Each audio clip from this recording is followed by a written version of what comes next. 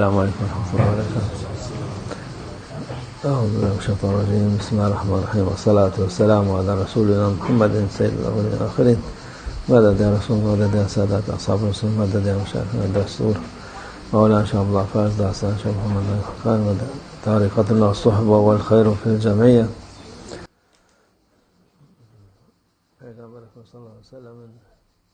ہمارے پیارے رسول اللہ صلی اللہ علیہ وسلم کا ہر کلمہ حسن و جمال سے بھرپور ہے۔ ہر بار ہم اس میں سے کچھ سنتے ہیں یا پڑھتے ہیں، کچھ باتیں تو اپنے آپ ذہن میں آ جاتی ہیں۔ ان حسین کلمات میں سے ایک ہے بسم اللہ الرحمن الرحیم، انما یامر مساجد اللہ من آمن باللہ والیوم الآخر۔ وہ لوگ جو اللہ کے گھر یعنی مسجدیں بناتے ہیں وہ اللہ عز و جل، رسول اللہ صلی اللہ علیہ وسلم اور آخرت پر ایمان رکھنے والے ہوتے ہیں۔ جنہیں یہ نعمت نصیب ہو وہ بہت خوش نصیب ہیں۔ وہ اس لیے خوش نصیب ہیں کیونکہ یہ ایک نیک عمل لگاتار جاری رہتا ہے، جب تک زندہ ہوں تب بھی ثواب ملتا ہے اور قیامت تک جاری رہتا ہے۔ بہت سے لوگوں نے مسجدیں وغیرہ بنائی ہیں، پھر 100، 50 یا 200 سال بعد ایسا ہوا کہ وہ گرا دی گئیں یا ہٹ گئیں،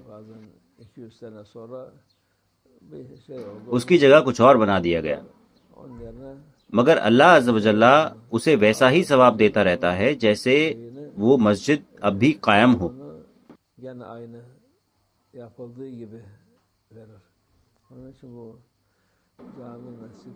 اس لیے مسجد بنوانا بہت بڑا موقع ہے اس شخص کے لیے جو یہ کرتا ہے۔ بے شک ہر کوئی اسے نہیں کر سکتا، مگر جو کرتا ہے وہ اللہ کا ایک خوش نصیب بندہ ہوتا ہے۔ ہمارے عثمانی بزرگوں اور ان کے بعد والوں نے ہر جگہ مسجدیں بنائی۔ انہوں نے کئی مسجدیں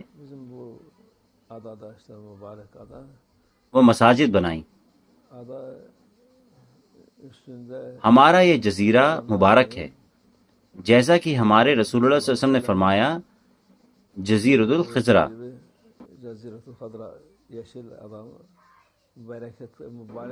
یعنی ہرا بھرا جزیرہ۔ یہ ایک برکت والا علاقہ ہے، لاکھوں کروڑوں لوگ یہاں آ چکے ہیں اور جا چکے ہیں۔ نیک لوگ بھی آئے، برے لوگ بھی آئے اور سب چلے گئے، مگر جو چیز باقی رہی وہ ہے نیک اعمال۔ یہی چیز ان کے لیے بچی ہے جنہوں نے یہ کام کیے۔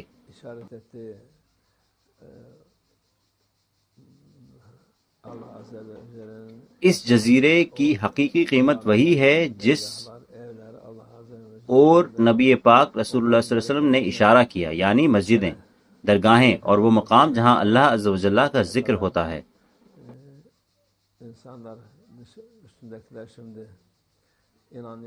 ان کی برکت سے یہاں آنے والوں کو بھی برکت ملتی ہے۔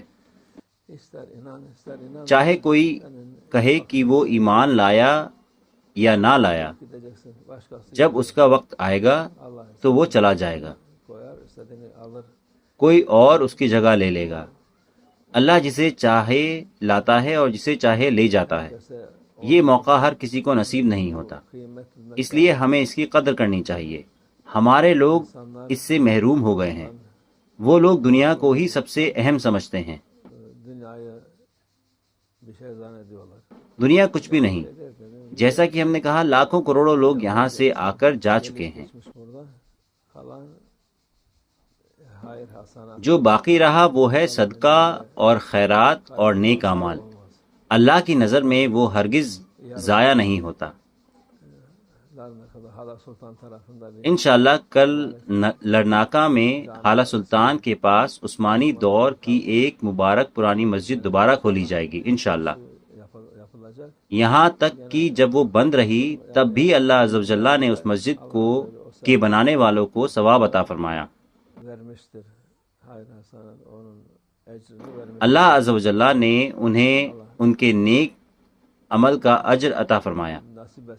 اللہ ہمیں بھی ایسی نیکیوں کی توفیق دے جیسے مسجدیں بنوانا، اور یہ لوگوں کے لیے نفع بخش بنے انشاءاللہ۔ اللہ اس مسجد کی برکت ہم پر نازل کرے، کیونکہ ہمارے بزرگوں کے کیے ہوئے کاموں کو پھر سے زندہ کرنا ہم سب کے لیے فائدہ مند ہے۔ جب وہ مذہبی مقام یا مسجد ویران ہو جاتی ہے تب بھی اس کا ثواب اس کے بنانے والے تک پہنچتا ہے، مگر جب وہاں پھر سے نماز، ذکر، تسبیحات اور عبادتیں شروع ہوتی ہیں تو وہ پورے شہر اور اس مقام کے لیے برکت بن جاتی ہے، وہ ہدایت اور نور کا ذریعہ بنتی ہے۔ اللہ اسے اور زیادہ کرے۔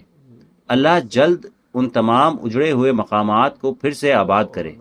بے شک کچھ مالی رکاوٹیں ہو سکتی ہیں،